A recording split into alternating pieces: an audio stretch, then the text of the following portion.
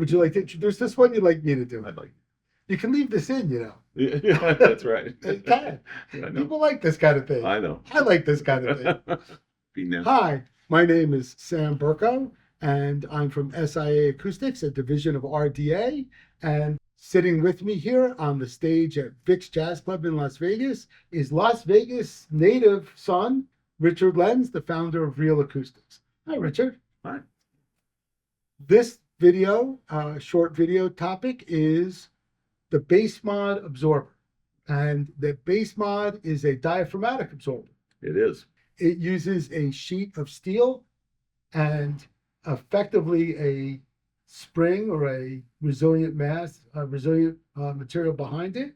And it acts as a membrane absorber, and they're effective from 100 hertz down to in the 40s. Yeah. Yeah. Depends on the model. We have a lot of different models.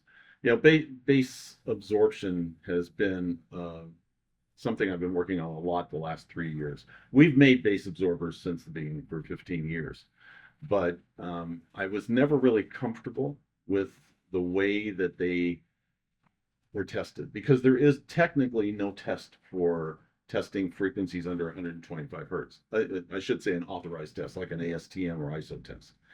And some people are using, without getting too much into the test methodologies, but you would use an impedance tube, which is a long tube. But the problem is that we need to test in the way that things are used, what we call in situ. Yes. Right?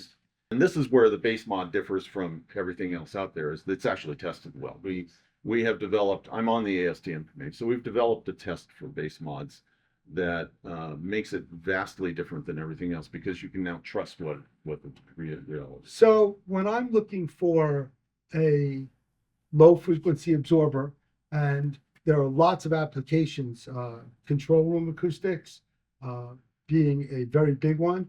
We've been using them on the stage of relatively small venues. Right. When there's lots of bass energy on the stage and musicians want to hear each other that aren't on in-ear monitors, we add a series of BassMods to the upstage wall.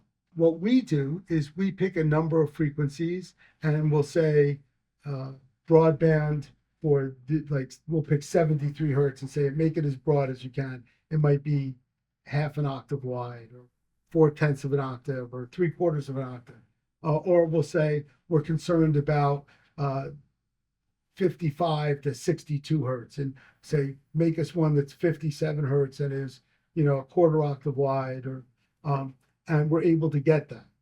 Yeah, I mean, that's the advantage. When we talk about width, we're talking about the word that's used, cube. Right. That's the word we use. So, the advantage of the BassMod series is we've now come to the place where we can give you an adjustable Q, we can give you a center frequency, and we know, because of the test data that we have, we know that it will work in that range. I was never comfortable in the early days, even when I was making them for you. I mean, I had my own test that I used, and it worked. I remember when you did Mickey's place. Yes. Yeah, it was. That would be the great Mickey Hart. Yes, the great Mickey Hart. So, years ago we did one, and he asked for a 50 hertz and went underneath Mickey's monitor. So, Above. Oh, It's above up and the behind. monitor. Yes. And so I used an impulse response test to figure out how to get there. But unfortunately, that you can keep doing that, but it's a daunting task to do that. So, we came up with a methodology in using a reverb chamber to do it in the modal field, which nobody ever does. But we're talking about devices that stop modes. That's Right. the whole point. That's the point.